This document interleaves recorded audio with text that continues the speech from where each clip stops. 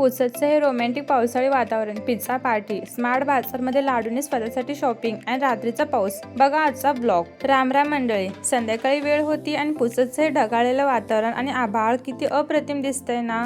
असं सुंदर वातावरण झाल्यावर आम्ही बाहेर जायचं ठरवलं. आमचा लाडू साहेब तर आता झोपीतून उठला होता. आम्ही मस्त बाईकवरून बाहेर पडलो. गार हवा सुटली होती आणि असं वाटत होतं की थोड्याच वेळात पाऊस पडेल. सगळ्यात आधी आम्ही बाहेर छान काहीतरी खायचा विचार केला आणि मग आमची झाली मस्त पिझ्झा पार्टी. तिथून आम्ही पोहोचलो पुसदच्या स्मार्ट बाजारमध्ये लाडूसाठी कपडे घ्यायला. आश्चर्याची गोष्ट म्हणजे आमच्या लाडूने स्वतःसाठी स्वतःच्या आवडीचे कपडे चॉईस केलं बरं का.